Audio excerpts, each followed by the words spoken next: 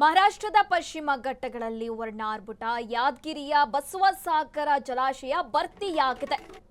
ಮಹಾರಾಷ್ಟ್ರದ ಪಶ್ಚಿಮ ಘಟ್ಟಗಳಲ್ಲಿ ವರ್ಣಾರ್ಭುಟ ಯಾದಗಿರಿಯ ಬಸವಸಾಗರ ಜಲಾಶಯ ಭರ್ತಿಯಾಗಿದೆ. ಮಳೆಗೆ ತುಂಬಿ ಹರಿತಾ ಇರುವ ಕೃಷ್ಣ ನದಿ. ಪಶ್ಚಿಮ ಘಟ್ಟಗಳ ಮಳೆಗೆ ಕಳೆಕಟ್ಟಿದ ನದಿ ಪಾತ್ರ. ಹುಣಸಗಿ ತಾಲೂಕಿನ ಜಲಾಶಯದಿಂದ ನೀರು ಕೂಡ ಬಿಡುಗಡೆ ಮಾಡಲಾಗಿದೆ. 14 ಕ್ರಸ್ಟ್ ಗೇಟ್ಗಳ ಮೂಲಕ 47,000 ಕ್ಯೂಸೆಕ್ ನೀರು ನದಿಗೆ ಬಿಡಲಾಗಿದೆ. ಬಸವಸಾಗರ ಜಲಾಶಯಕ್ಕೆ ಮುಂದುವರಿದ 70,000 ಕ್ಯೂಸೆಕ್ ನೀರು. 33 ಟಿಎಂಸಿ ನೀರು ಸಂಗ್ರಹದೊಂದಿಗೆ ಕಂಗೊಳಿಸ್ತಾ ಇದೆ ಈ ಡ್ಯಾಂ. ಬಿತ್ತನೆ ಮಾಡಿದ ಅನ್ನದಾತರ ಮುಖದಲ್ಲಿ ಮಂದಹಾಸ ಮೂಡಿದೆ.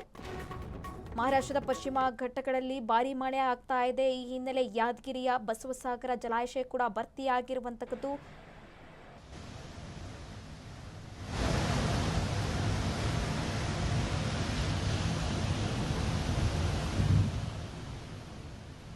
ಮಹಾರಾಷ್ಟ್ರದ ಪಶ್ಚಿಮ ಘಟ್ಟಗಳಲ್ಲಿ ಭಾರೀ ಮಳೆಯಾಗ್ತಾ ಇದೆ. ಈ ಹಿನ್ನೆಲೆ ಯಾದಗಿರಿಯ ಬಸವಸಾಗರ ಜಲಾಶಯ ಭರ್ತಿಯಾಗಿರುವಂತದ್ದು. ಹಾಗೆ ಈ ಬಹಳ ಮಳೆಗೆ ಕೃಷ್ಣ ನದಿ ಕೂಡ ತುಂಬಿ ಹರಿತಾ ಇರುವಂತದ್ದು. ಇದರಿಂದ ಪಶ್ಚಿಮ ಘಟ್ಟಗಳ ಮಳೆಗೆ ನದಿ ಪಾತ್ರ ಕೂಡ ಕಳೆಗಟ್ಟಿದೆ.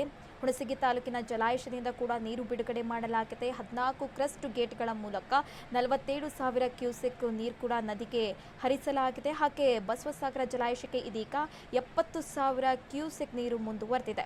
ಹಾಗೆ 33 ಟಿಎಂಸಿ ನೀರು ಸಂಗ್ರಹದೊಂದಿಗೆ ಕಂಗೊಳಿಸ್ತಾ ಇದೆ ಈ ಡ್ಯಾಂ. ಹಾಗೆ ಬಿತ್ತನೆ ಮಾಡಿರುವಂತಹ ಅನ್ನದಾತರ ಮೊಗದಲ್ಲಿ ಮಂದಹಾಸ ಮೂಡಿದೆ.